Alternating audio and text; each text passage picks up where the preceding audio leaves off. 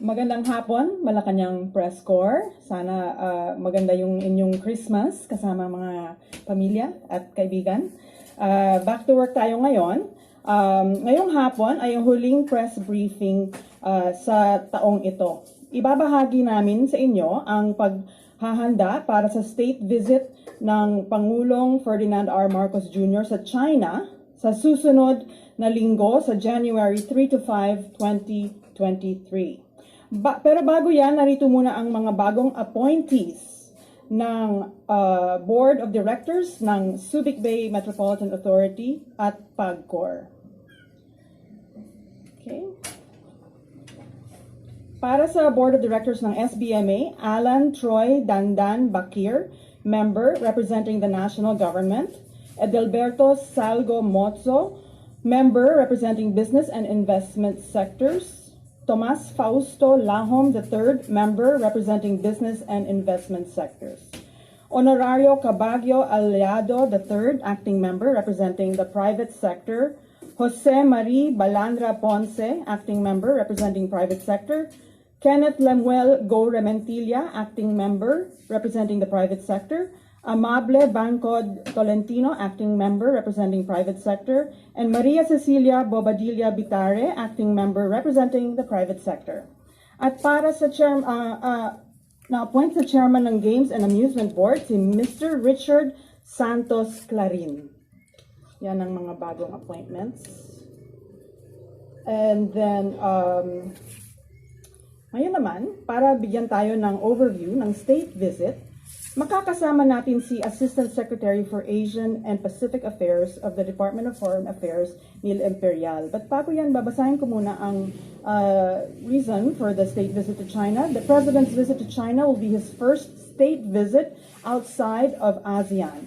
China is one of the Philippines' major economic partners. 20% of the Philippines' total trade is with China. It has also become an important player for inbound foreign direct investments and development assistance to the country, particularly infrastructure projects. And to tell us more about that, please welcome DFA Assistant Secretary for Asian and Public Affairs, Neil Imperial.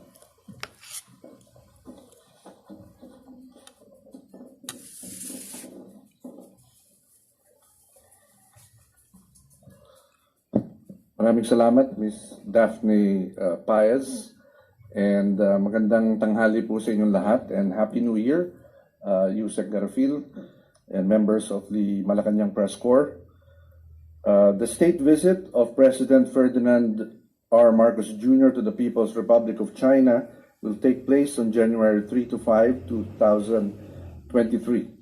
The President will be joined by the First Lady, former President Gloria Macapagal Arroyo, Speaker of the House of Representatives Martin Romualdez, Secretary of Foreign Affairs Enrique Manalo, the Secretary of Finance, the Secretary of Trade and Industry, the Secretary of Tourism, the Secretary of Information and Communications Technology, and other cabinet secretaries whose presence may be needed to sign bilateral agreements with their Chinese counterparts. The Department of Foreign Affairs considers this state visit of great significance. It will be the first bilateral visit of the President to a non-ASEAN country since assuming the presidency. It will be the second face-to-face meeting between the two heads of state in less than 2 months. With both leaders receiving a fresh mandate in recent elections, there is an expectation that the state visit will set the tone of bilateral relations between the two countries in the next 5 to 6 years. The state visit is also expected to reaffirm the cordial and neighborly relations between the two countries, ensure continuity in many facets of the bilateral relationship, and chart new areas of engagement. It is also expected to build on the growing trade and investment ties between the two economies, as well as address security issues of mutual concern. During the state visit, between 10 to 14 bilateral government agreements are expected to be signed. These agreements represent cooperation in a broad range of areas, which include trade and investments, agriculture, renewable energy, infrastructure, development cooperation, people-to-people ties, and maritime security cooperation. The President will depart Manila in the early afternoon of January 3 and will arrive in Beijing in the early evening. The official activities of the President will begin on January 4 with 3 important meetings with Chinese leaders. His first meeting will be with Li Jianshu, Chairman of the Standing Committee of the National People's Congress, which is equivalent to the Philippine legislature. His second meeting will be with Premier Li Keqiang. And his final and third meeting will be with his counterpart, President Xi Jinping. President Xi will host a dinner banquet for the President, the First Lady, and cabinet officials after their meeting. A sizable business delegation will be joining the President's trip. Business meetings will be held on January 4 and 5, and a number of major business deals are scheduled to be signed and finalized during the state visit. China, after all, is our country's largest trading partner, our largest source of imports, and second largest export destination. The President will depart China for Manila on January 5, ending his state visit. And I'm now open to answer your questions if you have some, if you have any. Hi. Okay, we'll be taking some questions. Yeah, we will be taking some questions from the media. We have Vance Fernandez from Police Files. Yes, ma'am. Police Files and DZRK. Bakit pa rin itutuloy ng ating Pangulong Ferdinand Marcos ang pagbisita niya sa China sa kabila ng pagtaas ng COVID-19 doon? Go ahead, sir. Ang ating ugnayan panlabas sa China ay napaka-importante, and we have received assurances from our Chinese hosts that all arrangements are being made to ensure the safety of the President and his delegation during the visit. And a bubble arrangement has been agreed for the Philippine delegation to minimize the risk of exposure to the virus. And may mga pagbisita talaga na hindi natin pwedeng i-postpone. From Katrina Domingo of ABS-CBN.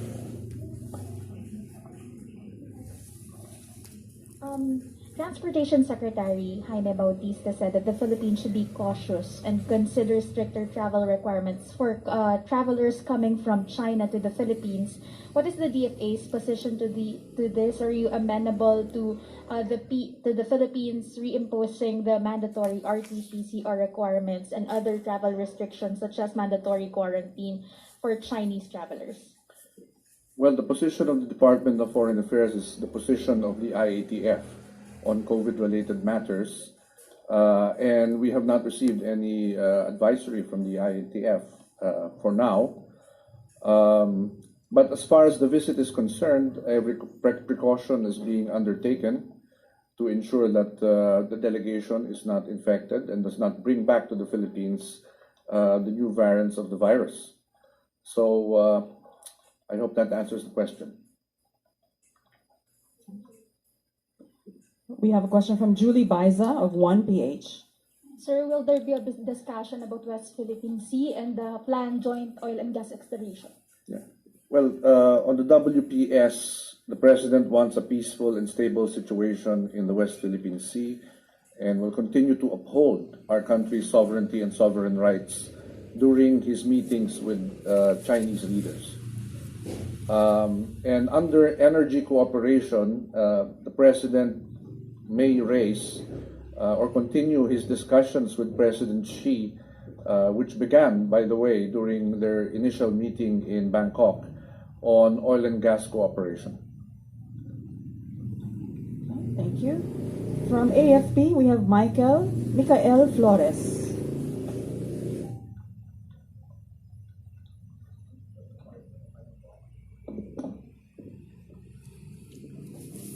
Bloomberg had a report last week about construction activities in unoccupied features in this apparently, and DFA has expressed concern related to this development. Will the president bring up this issue with President Xi, and what message is the president, or what message does the president intend to convey with his counterpart, particularly on these developments that infringe on our sovereignty? Well, we do not wish to preempt or second guess what the president will say to his counterparts, but the president will raise important issues affecting our bilateral relations, among them the issue on the West Philippine Sea. So we can't say how specific the discussions will be. But how would you characterize this? Because you mentioned that the president wants a peaceful and stable discussion, but obviously this is a point of tension in terms of our relations with China.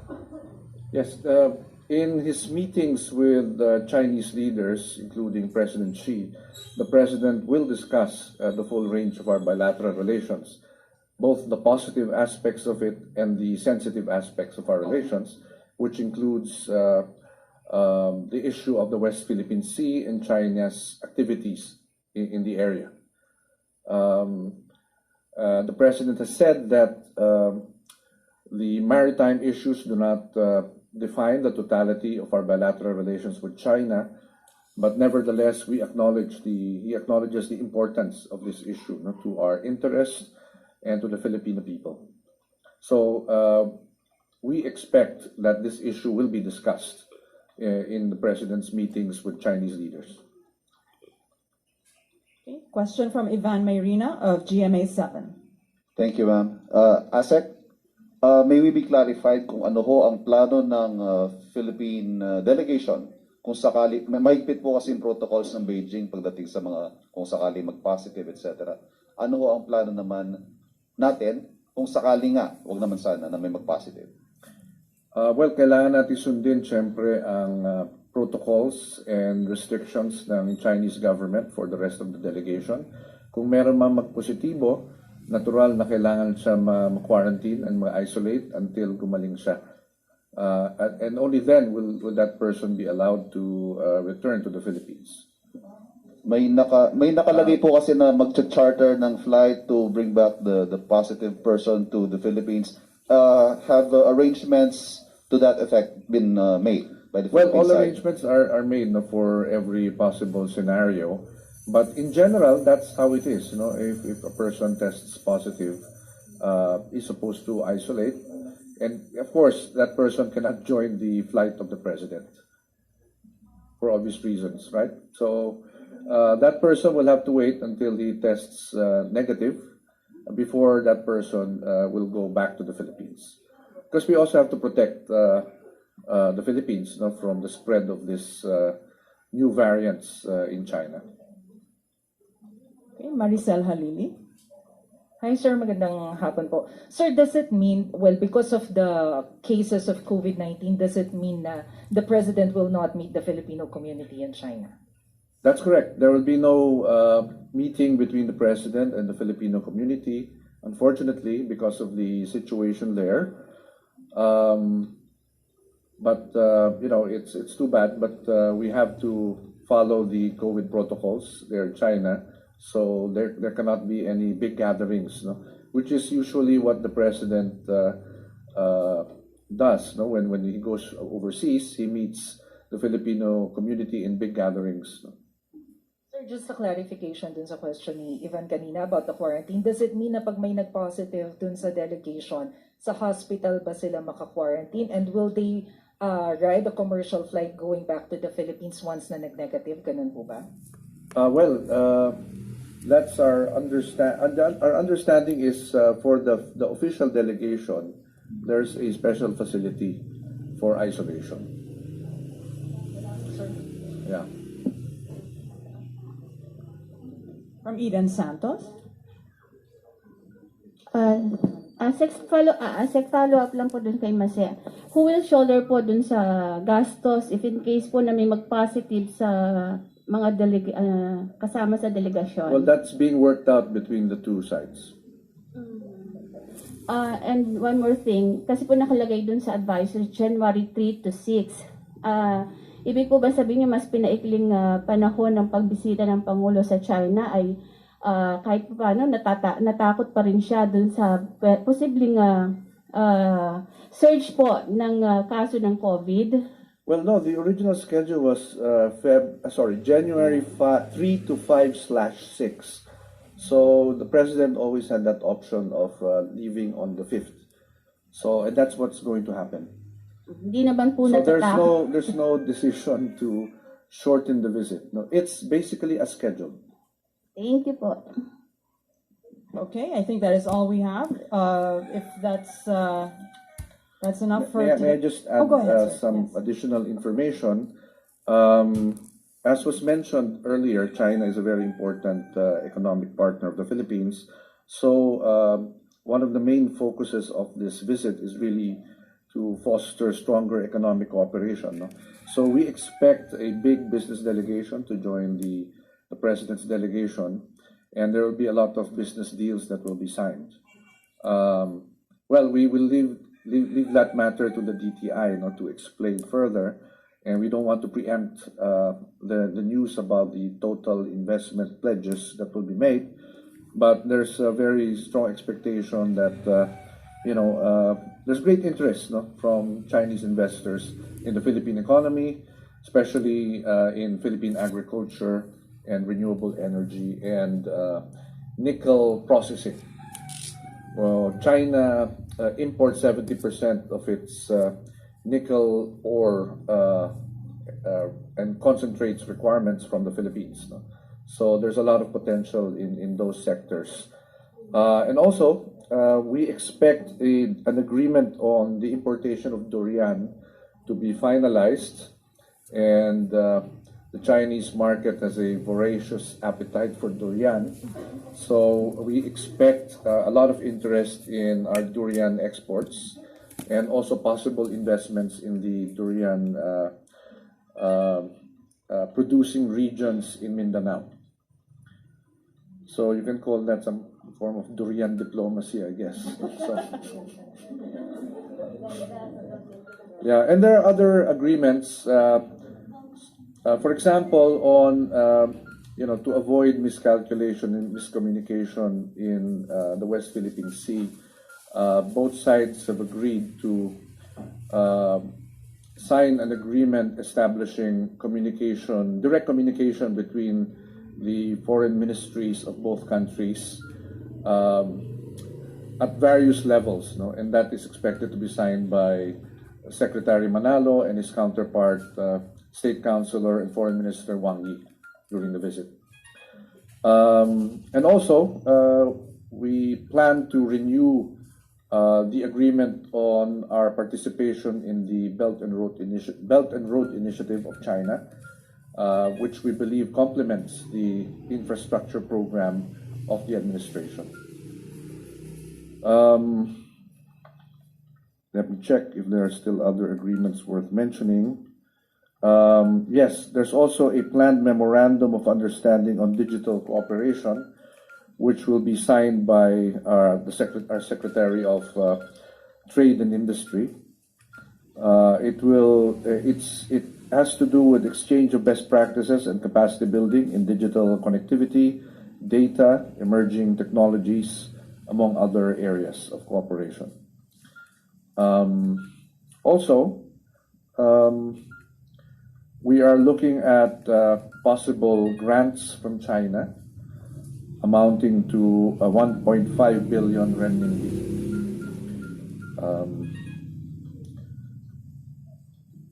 And a framework agreement for the 3 priority bridges crossing Pasig Marikina River and the Namangahan Floodway Bridges construction project. And this is very important too. We expect an agreement to be signed on tourism cooperation called Implementation Program of the MOU on Tourism Cooperation As you well know, China was our second largest source of tourism in 2019. There were almost 1.8 million Chinese tourists who visited the Philippines. And now that China is planning to reopen, hopefully after it recovers from this surge in COVID cases, we want to resume people-to-people exchanges, no? And we think it will be a big boost to our tourism sector, no? For its recovery after the pandemic. So, that's it. Thank you very much. Thank you.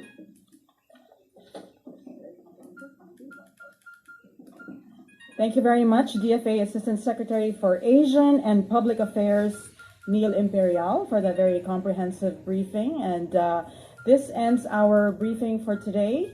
For the year, I wish you all a Happy New Year. Thank you.